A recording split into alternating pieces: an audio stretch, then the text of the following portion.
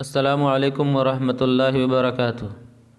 अज़ीज़ तलबा व तालिबात, आज हम फिर हाज़िर हैं जमात नहुम का ब्रिज कोर्स का अमली खाका नंबर 12 लेकर।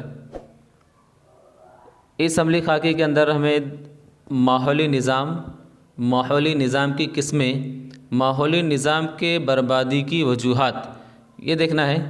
अब माहौली निज़ाम क्या होता है, माहौली निज़ाम हम किसे कहेंगे, तो आइए ज़हनशीन करें में दिया हुआ है कि जानदार और उसके मस्कन या माहौली अज्ज़ा में के दरमियान एक दूसरे से ताल्लुक़ होता है। जितने जानदार और उनके मस्कन या माहौल के जो अज्ज़ा होते हैं उनके दरमियान एक ताल्लुक़ होता है। इस ताल्लुक़ की वजह से मखसूस खाका तैयार होता है, इसे माहौली निज़ाम कहते हैं। वो ताल्लुक़ की वजह से खाका तैयार होगा।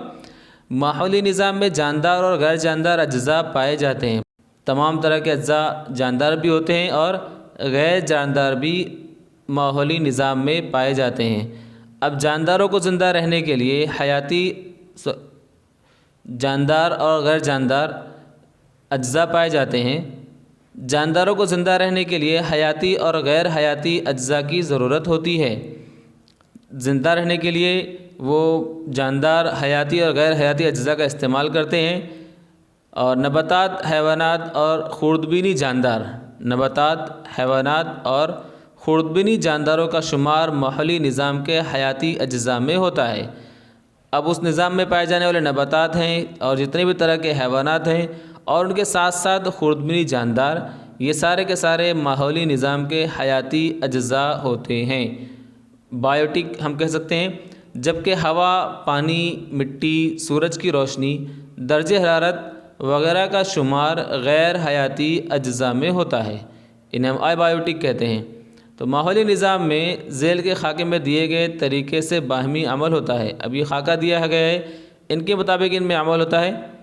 अब जैसे कि नबातात होते हैं, ये हयाती अज्ज़ा हैं और ये नबातात ग़िज़ा साज़ होते हैं और नबातात को हैवानात ग़िज़ा के तौर पर इस्तेमाल करते हैं। और हयाती अज्ज़ा इब्तदाई, सानवी और आला सारिफ़ के जितने भी हयाती अज्ज़ा हैं उनको इस्तेमाल कर रहे हैं। अब इनके मरने के बाद इनके अज्ज़ा आज़ाद हो जाते हैं और मुर्दा अज्ज़ा का तज्ज़िया होता है। और तज्ज़िया कौन करते हैं? खुर्दबीनी जानदार करते हैं।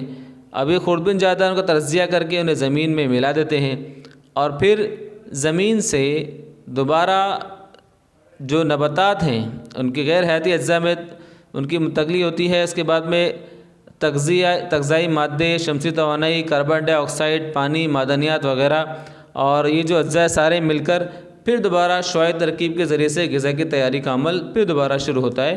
तो इस तरह से ये जो है रोटेशन, ये सर्कल चलता रहता है। अब माहौली निज़ाम में नबातात ग़िज़ा की तालीफ़ करते हैं, ग़िज़ा बनाने का काम नबातात करते हैं, इसलिए उन्हें ग़िज़ा साज़ माहौली निज़ाम के दिगर जानदार, माहौली निज़ाम में नबातात ग़िज़ा की तालीफ़ करते हैं इसलिए उन्हें ग़िज़ा साज़ कहते हैं। ये जुमला अधूरा दिया गया है, इन्हें ग़िज़ा साज़ कहते हैं। और माहौली निज़ाम के दिगर जानदार रास्त तौर पर या बिल रास्त तौर पर, डायरेक्ट या इनडायरेक्ट तौर पर ग़िज़ा साज़ पर मुनहसिर होते हैं। जो प्रोड्यूसर हैं, जो ग़िज़ा साज़ हैं, उन पर डिपेंड करते हैं, उन पर मुनहसिर होते हैं, इसलिए इन्हें सारिफ़ कहते हैं। जो ग़िज़ा बनाते हैं उन्हें ग़िज़ा साज़ कहते हैं और जो डायरेक्ट और इनडायरेक्ट तौर पर उन ग़िज़ा साज़ पर डिपेंड करते हैं, मुनहसिर होते हैं, उन्हें सारिफ़ कहा जाता है। अब सारिफ़ को इब्तदाई, सानवी, सलासी और आला अक़साम में तकसीम किया गया है। मुर्दा जानदारों का तज्ज़िया करने वाले जानदारों में जानदार तज्ज़िया कार कहलाते हैं। जो जानदार मुर्दा जानदारों को तज्ज़िया करते हैं उन जानदारों को हम तज्ज़िया कार कहते हैं। अब शक्ल में और जदवल का मुशाहदा करने पर हमें माहौली निज़ाम के मुख्तलिफ़ अक़साम की वजाहत होगी और जदवल में मौजूद खाली जगहों को मुनासिब अल्फाज से पुर करके जदवल मुकम्मल करना है। ये दिया गया घास के मैदानी इलाके का माहौली निज़ाम। अब घास के मैदानी इलाके का माहौली निज़ाम, ये शक्ल हमको दी गई है। इस शक्ल के अंदर हम देख रहे हैं कि घास का मैदान है और यहाँ पर हमको एक ज़िराफ़ दिख रहा है, इसके साथ में खरगोश भी दिखाई दे रहा है। तो यहाँ पर ग़िज़ा साज़ क्या हैं? गाजर घास, जंगली गुलाब झाड़ी, दरब, साइनाडॉन, ये यहाँ का ग़िज़ा साज़ हैं जो ग़िज़ा तैयार कर रहे हैं। और इब्तदाई सारिफ़ इन पर डिपेंड होने वाले इब्तदाई सारिफ कौन से हैं? गाय, भैंस, हरन, खरगोश, लेप्टोकॉर्सिया, ये इन पर डिपेंड करते हैं, इन्हें हम इब्तदाई सारिफ कहेंगे। और इसी तरह सानवी सारिफ सांप, परिंदे, लोमड़ी, भेड़िया, ये सानवी सारिफ हैं। और इसके अंदर भी आप आगे और भी लिख सकते हैं। अब सुअम सारिफ या सलासी सारिफ किसे कहेंगे?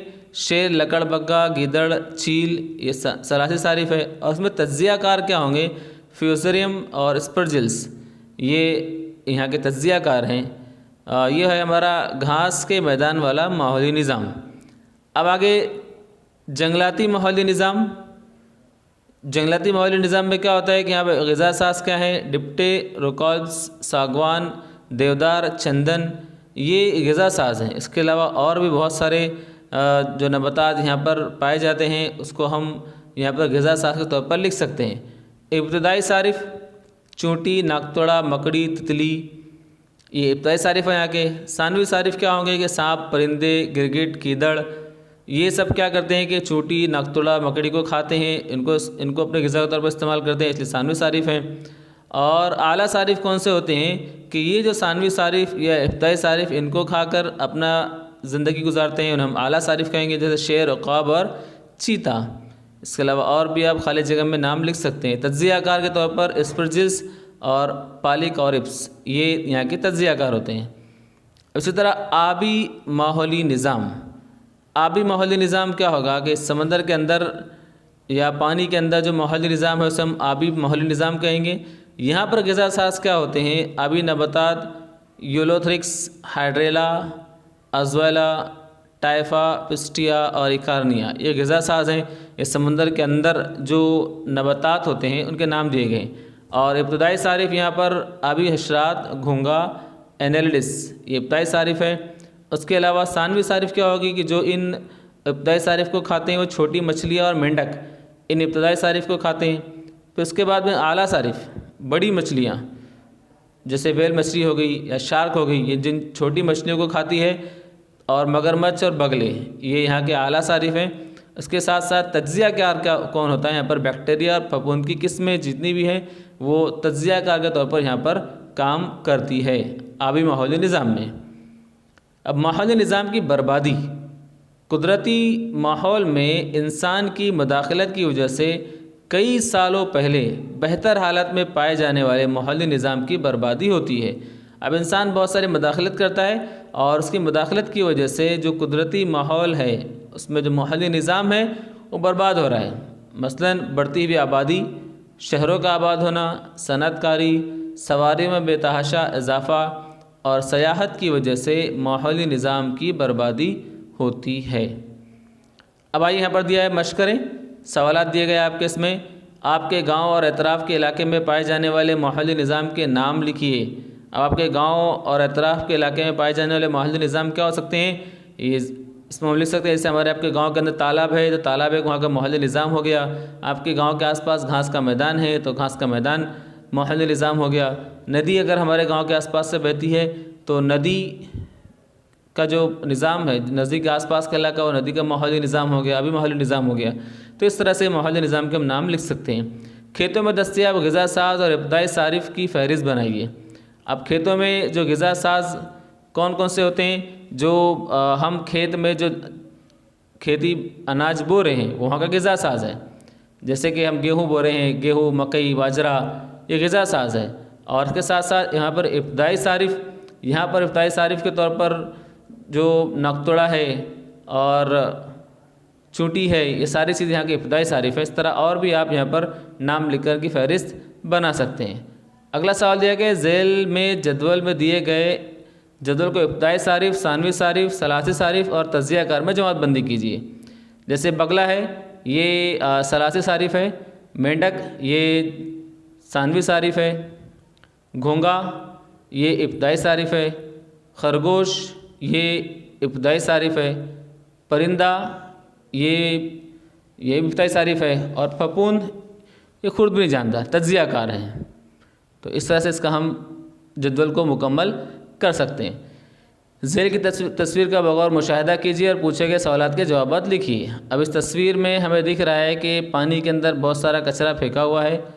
तो तस्वीर में बताए गए माहौली निज़ाम का नाम लिखिए। तो हम इसको कर सकते हैं आबी माहौली निज़ाम है ये। इस माहौली निज़ाम की बर्बादी की वजूहात लिखिए। क्या वजूहात हैं?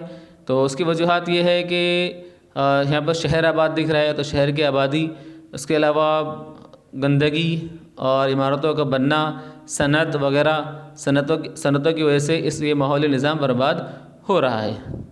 इस माहौली निज़ाम की बर्बादी को रोकने के लिए आप कौन से एहतियात करोगे?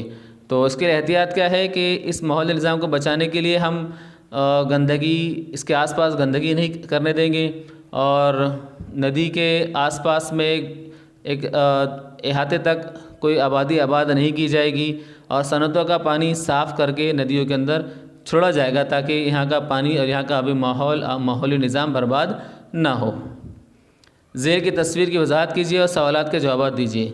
अब ये तस्वीर दिख रही है हमको यहाँ पर। तस्वीर में नज़र आने वाले हयाती और गैर हयाती अज्जा के नाम लिखिए। अब हयाती अज्जा कहाँ क्या है? यहाँ पर यहाँ आपको हयाती अज्जा के तौर पर पौधे दिख रहे हैं, घास दिख रही है, शेर दिख रहा है, चील दिख रही है, हरन हमको यहाँ दिखाई दे रही है, तो दरख्त हमको दिखाई दे रहा है। ये यहाँ के हयाती अज्जा हैं। और गैर हयाती अज्जा के तौर पर हम यहाँ पर पत्थर, पानी, मिट्टी, हवा, इससे हम यहाँ की गैर हयाती अज्जा लिख सकते हैं। दर्जा वाला तस्वीर का मुशाहिदा करके एक ग़िज़ाई ज़ंजीर लिखिए। अब यहाँ की ग़िज़ाई ज़ंजीर क्या होगी कि हम लिख सकते हैं कि यहाँ पर पानी है तो घास, इसमें हमको सांप भी दिखाई दे रहा है, तो ये हयाती अज्जा है। तो यहाँ पर पानी है और घास, नबातात यहाँ के ग़िज़ा साज हैं।